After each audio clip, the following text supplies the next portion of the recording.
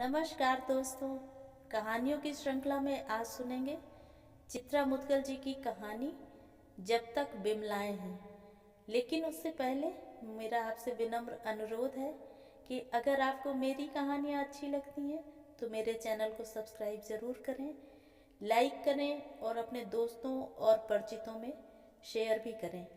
Bell icon दबाना बिल्कुल भी न भूलें। आज सुनिए जब तक बिमलाएं हैं। जून के पहले हफ्ते की बात है।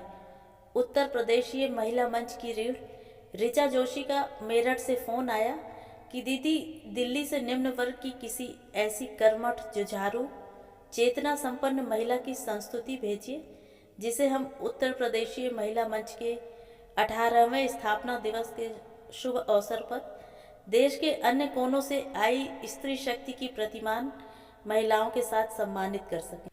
फोन रखते ही अचानक एक नाम दिमाग में बिजली सा कौंधा। साथ ही और भी नाम याद करने की कोशिश की मैंने, मगर उसके साहस और जीवटता की कौंध के समक्ष वे नाम पानी पड़ी तस्वीरों से धुंधला गए। कैसी बात कर रही हैं दीदी? इनाम ले लूं? शॉल ओढ़ लूं? कोई अपने जाने, हमने ऐसी कोई बहादुरी नहीं की। आप बोलो, कारगिल जाके हमने पाकिस्तानी दुश्मनों को पछाड़ा है, जमुना में डूबती किसी की औलाद को डूबने से बचाया है। हमने ऐसा कुछ नहीं किया दीदी, कोई बड़ा काम नहीं किया। अपनी मासूम औलाद के संग हुई नाइंसाफ़ी की खिलाफत तो माँ बाप का फर्ज ठहरा। खुशी इस बात की ठहरी, बरस भर बाद ही सही, सत्यानाशी राक्षस पुलिस के हत्थे तो चढ़ा। करम जले ने न जाने किस किस का जीवन बर्बाद किया होगा। कुकर्मी न धरा जाता तो आगे कितनों की जिंदगी तबाह करता, कौन जाने। बेहवल सी वह बोले चली जा रही थी। 24 घंटे छाती दलता पहाड़ सा दुख कहीं अब जाके सिराया है। बिस्तर पड़ते ही चैन की नींद सोती हूँ। छोरी भी पढ़ रही है, दोनों छोरे भी। माता रानी की कृपा से तीनों अच्छा नतीजा लाए हैं। इससे बड़ा कोई इनाम सत्कार है? अब तो दीदी बस एक ही सपना ठहरा, जांगर चलते औलादों की जिम्मेवारी से निपट लूं। निपटते ही माता रानी हमेशा हमेशा की खातिर अपनी सेवा में बुला लें। चाय सुड़कते हुए पानी भरी कटोरी में पड़े कंचे सी झलझल आंखें उठाकर उसने सूचना दी। मर्द की टोह लगी है दीदी, उत्तर काशी में रह रहा है। दूर के नंदोई ने खबर भिजवाई है कि चरसी साधुओं की टोली में रमा घुमक्कड़ी करता घूम रहा है, रसोई बनाता है उनकी। उसका निश्वास इतना लंबा खिंचा कि मैं क्षणों तक उसी अवसाद में घुली उसकी ओर टकटकी बांधे देखती रही। जिज्ञासा ने कोई हठ नहीं ठानी। अपनी कहूँ दीदी, तो हम तो इस बात से राजी ठहरे कि चलो जहाँ भी है जिंदा तो है। गुस्सा कम नहीं था नालायक पे। बेलज के मुँह चुरा कर भागते ही विचार आया था कि लोढ़े से चूड़ियाँ तोड़ अपने को राण बेवा मान लूँ। फिर ढीली पड़ी तो आखिर यह सोच के कि जैसा भी है छोरा छोरी का बाप ठहरा, उनसे उनका बाप कैसे छीन लूँ दीदी। खनकती चूड़ियाँ छोरा छोरी को भरमाए रहती हैं कि उनका बापू कहीं है और कभी उससे उनकी मुलाकात भेंट होगी ही। एक मामूली संघर्षजदा औरत का जवाब सुन मैं विस्मित हो उठी।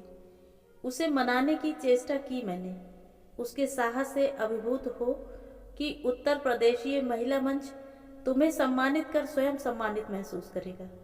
यह सम्मान स्त्री चेतना का सम्मान होगा। तुम अपनी जैसी हजारों हजार उत्पीड़ित महिलाओं के लिए मिसाल बन सकती हो, उन्हें प्रेरित कर सकती हो कि वे भी अपनी बेटियों के साथ होने वाली ज्यादतियों के खिलाफ आवाज़ बुलंद करने का साहस दिखा सकें। खामोशी साथ अपराधी को और दुस्साहसी न बनाए। ना दीदी ना, उसने दृढ़ निश्चयी स्वर में प्रतिवाद किया। हमको तो यही लगे है कि ठीक यही ठहरा कि छोरी की इस बाबत याददाश्त ही कमजोर पड़ जाए, भूल जाए जो हुआ। आप ही बोलो, तमगा पहनूंगी बहादुरी का तो तमगा छोरी को याद नहीं दिलाता रहेगा कि माँ ने तमगा काहे का पहना था। किस पाठशाला की विद्यार्थिनी रही है यह औरत? कितनी अलग है यह उस कतार से जो साहस का एक कदम भर लेने मात्र से तमगा पहनने की होड़ में एक दूसरे की छाती पर पांव देकर खड़े होने में भी गुरेज नहीं करते। निश्चित ही आप इस औरत का नाम जानने के लिए उत्सुक होंगे। चलिए, नाम मैं उसे दिए दे रही हूँ, विमला। 6-7 महीने पूर्व विमला से मेरी मुलाकात हमारी कॉलोनी में खाना पकाने का काम करने वाली पाना ने करवाई थी। उसका परिचय देते हुए पाना ने बताया था कि अभी कुछ रोज पहले ही चिल्ला गांव से विमला उसके पड़ोस में ठीक उसकी बगल में रहने आई है। 500 रुपये में उसने कमरा किराए पर लिया है। मुसीबतों की मारी है, काम की उसे सख्त जरूरत है। अपने प्रयत्नों से उसने विमला को समाचार अपार्टमेंट्स में 2 घरों का कपड़ा बर्तन झाड़ू पोछा आदि का काम दिलवाया है। फोटो खिंचवाकर कल उसका गेट पास भी बनवा दिया है। अपनी सोसाइटी के चौकीदार से भी उसकी बात करवा दी है। चौकीदार ने उम्मीद दिलाई है कि जल्द ही वह उसे 2-3 घरों की टहल दिलवा देगा। मेरे पास तुम विमला को क्यों लेकर आई हो? के उत्तर में पाना ने द्रवित स्वर में जवाब दिया। विमला के 3 बच्चे हैं। यहाँ आने से पहले वह फरीदाबाद की एक मलिन बस्ती में रहती थी। बच्चे वहीं के एक सरकारी स्कूल में पढ़ रहे थे। दिक्कत यह है कि वह चिल्ला गांव से बच्चों को उतनी दूर पढ़ने के लिए नहीं भेज सकती। मजबूरन उन्हें यहीं त्रिलोकपुरी के सरकारी स्कूल में भर्ती करवाना होगा। विमला स्कूल गई थी, प्रधानाचार्य मिस्टर गोयल से मिलकर भी आई है।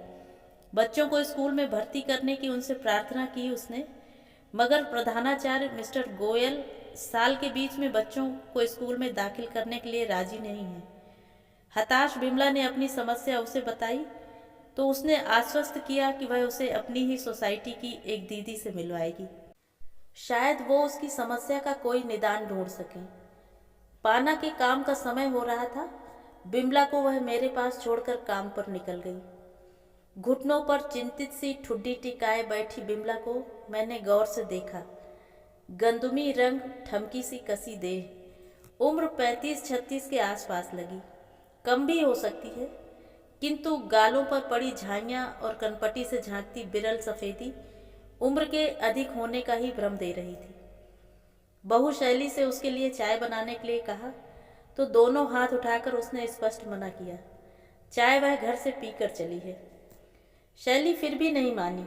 नाश्ता और चाय उसने उसके सामने लाकर रख दिया। मेरे आग्रह के बावजूद विमला ज्यों की त्यों मूर्तिवत बैठी रही।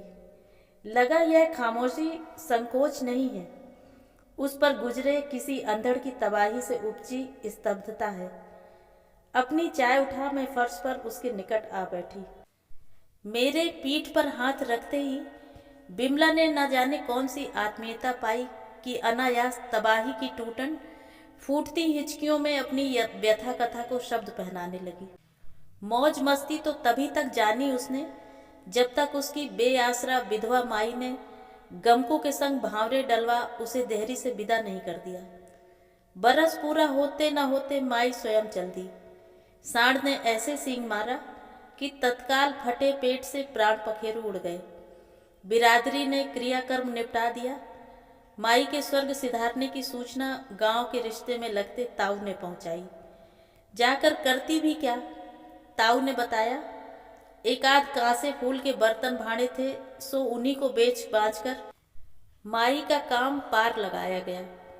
मड़ैया जमीन अपनी तो थी नहीं, जिन्होंने अपनी सेवा टहल के लिए बसा रखा था, वापस उन्होंने ही कब्जा कर लिया।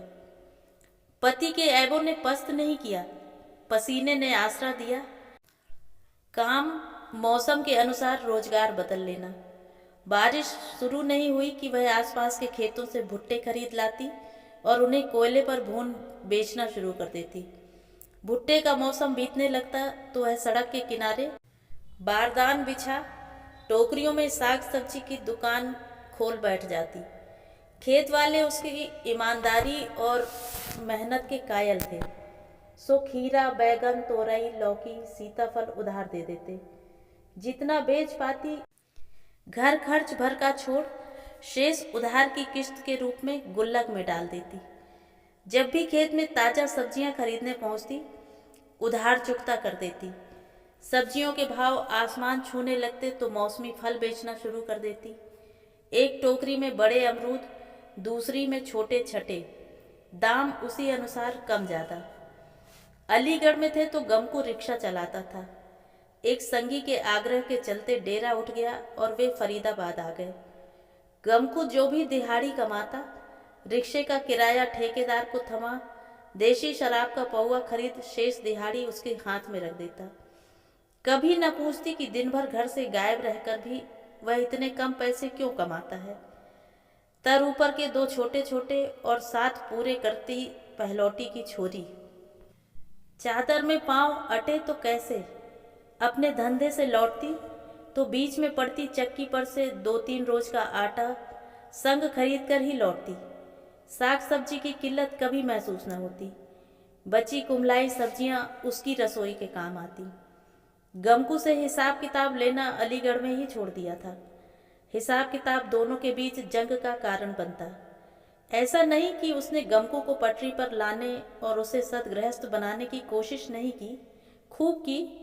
महीने की शुरुआत में ही वह 2-3 दर्जन 502 पताका बीड़ी के बंडल और उतनी ही माचिस की डिब्बियां लाकर रख देती। ठेके पर पौवा के लिए लाइन भी लगा लेती, मगर मर्दुओं के विचित्र नमूनों के बीच खड़े होने की हिम्मत नहीं जुटा पाई। एक रोज के बवाल ने तो जैसे उसके कलेजे की झिल्ली ही कुतर ली। रिक्शे का ठेकेदार ऐन मुहारे खड़े हो ऊंची आवाज में गमकू की माँ बहन करते हुए उसे बाहर निकल आने की चुनौती देने लगा। गमकू ठिया होता तो निकलता ना। ठेकेदार ने बताया 22 दिन से ऊपर हो रहे हैं, गमकू ने रिक्शे का किराया नहीं भरा। 4 रोज से हरामी मुंह दिखाने भी नहीं आ रहा, क्योंकि ठेकेदार ने उधार चुकाए बिना रिक्शा उठाने से उसे मना कर दिया। वह सांप सूंघे सी ठगी खड़ी रह गई। गमकू उस रोज भी सुबह समय पर घर से निकल गया था। हाँ, कुछ दिनों से वह रिक्शा घर नहीं ला रहा था, न तीनों बच्चों को हमेशा की भांति रिक्शे पर बैठा उन्हें उनके स्कूल छोड़ रहा था। कारण उसने यह दिया कि सुबह 7:30 बजे की उसे 3 बच्चों की बंधी सवारी स्कूल छोड़ने और दोपहर वापस लाने की मिली है। बच्चों को छोड़ने के चक्कर में वह सुबह की बोहनी खराब नहीं कर सकता। उसने कोई आपत्ति नहीं की, बात उसे भी उचित लगी। ठेकेदार की कान उमेटती आवाज, संग मोहल्ले की सेंध लगाती कुछ जोड़ी आंखों की टकटकी उसके कंठ में बात के गोले सी अटक गई। दंदनाती हुई भीतर गई और दबी गुल्लक बाहर निकाल किराए की पौनी रकम ठेकेदार को लाकर पकड़ा दी। भरभराई आवाज में ऐठ कर साफ कह दिया, आइंदा उसकी चौखट धरने की जरूरत नहीं, बकाया किराया उसके घर पहुंच जाएगा। बता भर दे घर कहाँ है। गमकू ने माना। फरीदाबाद स्टेशन के परली ओर 20-21 रिक्शे वालों का एक जुए का अड्डा है। फरदीन रिक्शा वाला ही उसे चलाता है। वहीं जमावट रहती है उनकी। कौड़ी की चालें और चरस के साझे सुट्टे दिन रात चलते रहते हैं वहीं। क्रोध से अंगार हो आई, फौरन डंग मारा।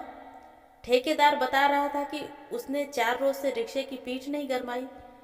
भला कौड़ी की चाल कैसे चलता है? काम धंधा छोड़ कहीं उसने हिजड़ों की टोली में ढोल तो नहीं बजाना शुरू कर दिया? मुंह जोरी का प्रसाद मिला।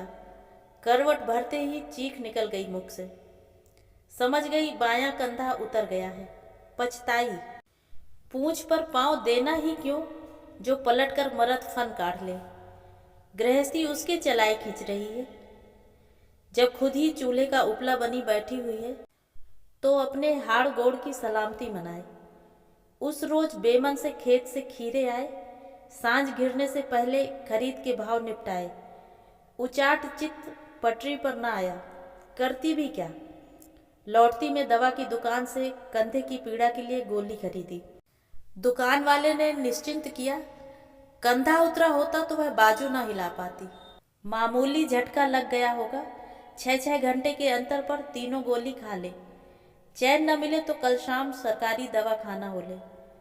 अपने लिए चाय चढ़ा रही थी कि तभी छोरी सुरसती ने पाखाना जाने के लिए पानी का डिब्बा भरा।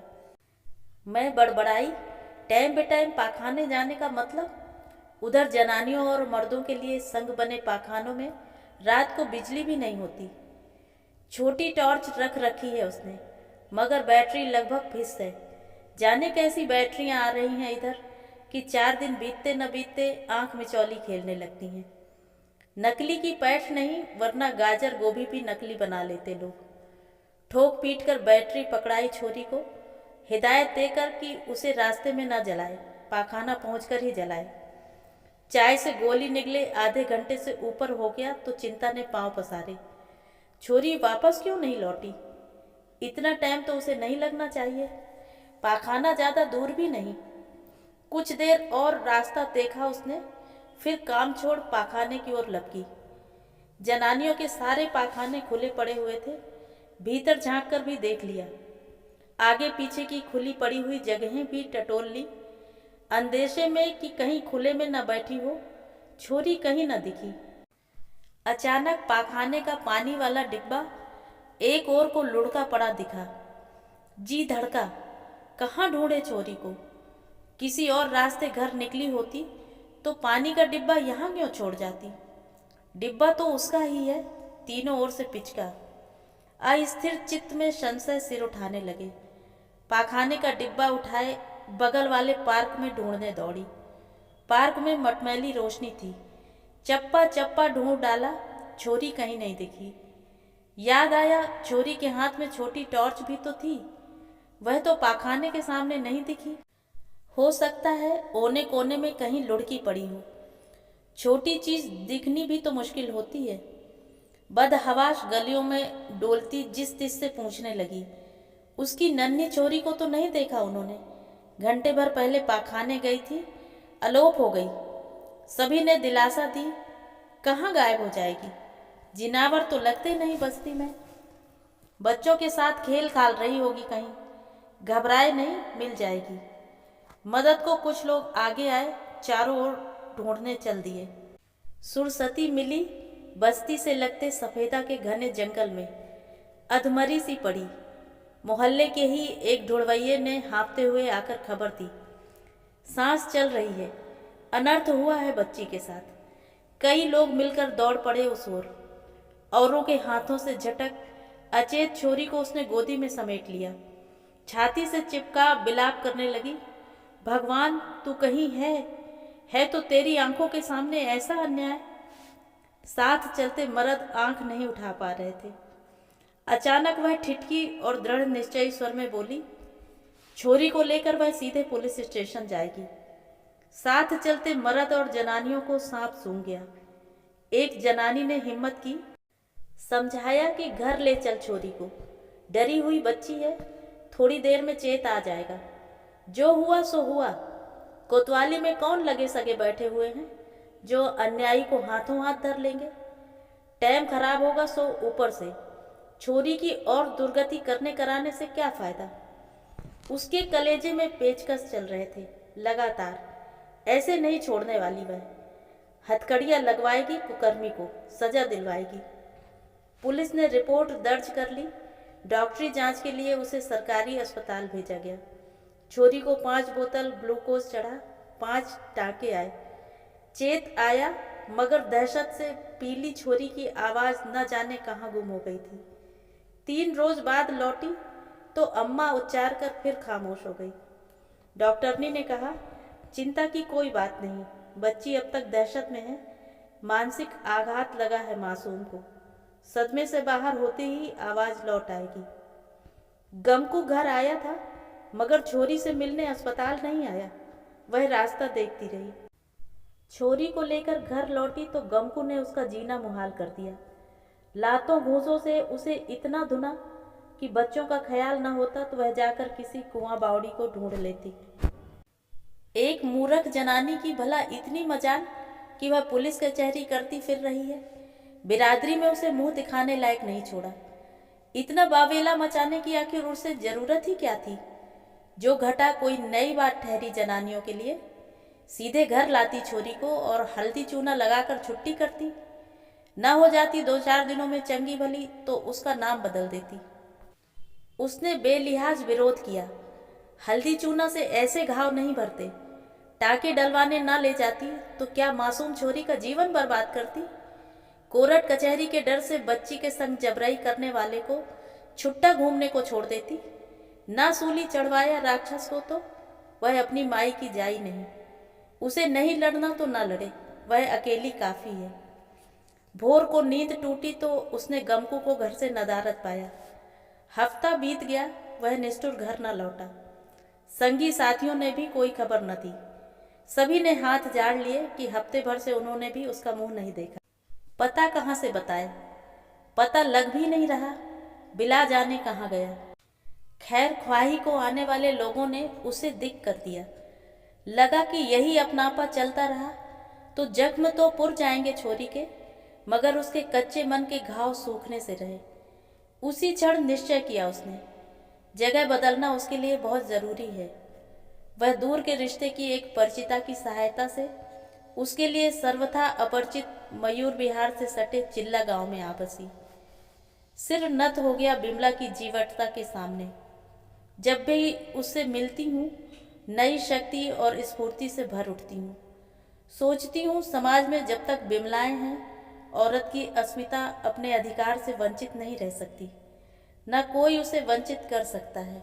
तो ये थी कहानी। कहानी आपको कैसी लगी कमेंट करके ज़रूर बताएं।